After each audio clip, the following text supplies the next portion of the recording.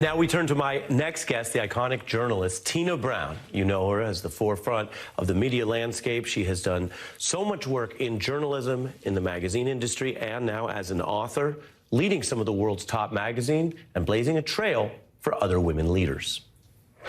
Tina Brown is the former editor-in-chief at Tatler magazine, Vanity Fair, and The New Yorker. Tina Brown, who is Vanity Fair's editor-in-chief, she has covered 4 royal weddings since Prince Charles married Princess Diana in 1981. I think she was always absolutely dotty about Prince Charles. Diana had a brilliant natural instinct for the camera. She always did. She has been at the forefront of the women's leadership movement. The best strategy for beating the boys' club is success. And here we are with a little success at the table, author of the new book, The Palace Papers. Tina Brown, I've known about your work my whole career. I'm so thrilled to meet you and have you here. Delighted to be here with you, Ari.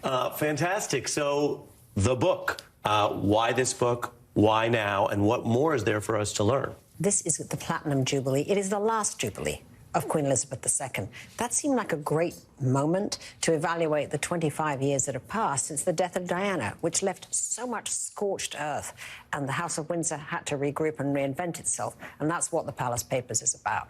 So you look at the Diana history, which you've chronicled. In the book, you write, ever since Diana's death in 1997, the Queen had made it clear it could never happen again.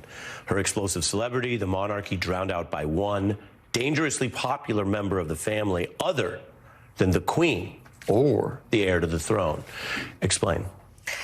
Well, the fact is that Diana's popularity, her celebrity, her huge blazing personality and her humanitarian, excitement that she generated, it just began to unsettle the House of Windsor. It completely destabilized, essentially, the power balance in which the royal family essentially is supposed to be scaffolding to uphold the monarch. And Diana had a power base, that was over and above, and in some ways bigger than the House of Windsor when she was alive. A lot of people in the United States, as you know, think that the Murdochs have been a real negative and toxic force on the discourse in American politics. Rupert Murdoch, of course, had outsized influence in England. Lachlan now appears to be on board with and cheering on some of the worst of what we see out of Fox News, and I try to be as precise as possible here. There's some stuff on Fox that relates to news and discussion and opinion, and then there's Tucker Carlson pushing right-wing, French, anti-Semitic, racist replacement theory, which is really something else. Reading from some of the coverage, Lachlan Murdoch gave Carlson the green light to promote these conspiracy theories. Anyone who wasn't comfortable with that has already left. Is this a new chapter or the same old Murdochs? Well, it's the same old Murdoch. And in fact, there is a chapter in my book called Snoopers, which chronicles what the Murdoch press did to the royals. And it's really it's deeply shocking when you read it. And it does explain why Prince Harry is so bitter, because they hacked him, they stalked him, they told lies about him. It was just brutal, essentially, what they did to the young Prince Harry when he was just a teenager, essentially. And it scarred them. It wasn't only the Murdoch press, but they were by far the worst perpetrators of what the coverage was. Bottom line, do you think someone like Lachlan Murdoch has a responsibility for what Tucker Carlson is pushing, which is being also cited by mass shooters? Of course he has a responsibility. Both Lachlan and his father, Rupert, have a huge responsibility for destroying, denigrating, blowing up, civil discourse really in 3 continents.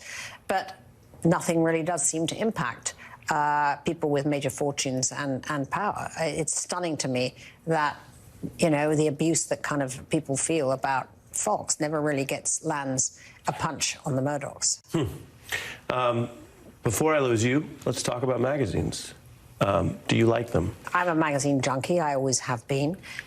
Magazines, however, are fading as an art form. They're fading fast. And I'll have to confess that I pretty much read everything on my phone these days. Which you don't read? Whoa. No, you don't read? So we do have a scoop here. You don't read? I still get Vanity Fair in print, for example. Well, do you? I still, of course, get my Vanity Fair, and I still get my New Yorker, which I adore. But I read mostly on my phone. I have to ask you about what the CEO of Condé Nast is now saying. Quote, "This is no longer a magazine company, as they see a difficult time for print." When you see them say that, is that Fair, or is that poppycock, as we say in Texas? Well, I'd like to know what they are instead, quite honestly, because it's all about content. I don't really care how your content appears, as long as it's brilliant content. Okay, so just do brilliant content and I'll find you. But I don't think just saying that you're not a magazine company anymore quite hacks it. Fair. Will there be physical magazines in 10 years? Probably not. Not likely, actually, unless there's a kind of retro sort of younger people suddenly hankering for something that for them is exotic and new, which is print. But it'll always now, I think, be a kind of a small niche thing to be in print. And everything is obviously digital. I mean, even newspapers, which I used to have my huge pile of newspapers in the morning. I still buy them, but I wind up reading it on my phone. I will say this, as I say at the end of every broadcast here on The Beat. God save the Queen. And save her from her kids. Even a better edit, but you are a good editor. Tina Brown, lovely to have you. I hope you come back on The Beat, and I want to tell everyone the new book that you've heard so much about is The Palace Papers.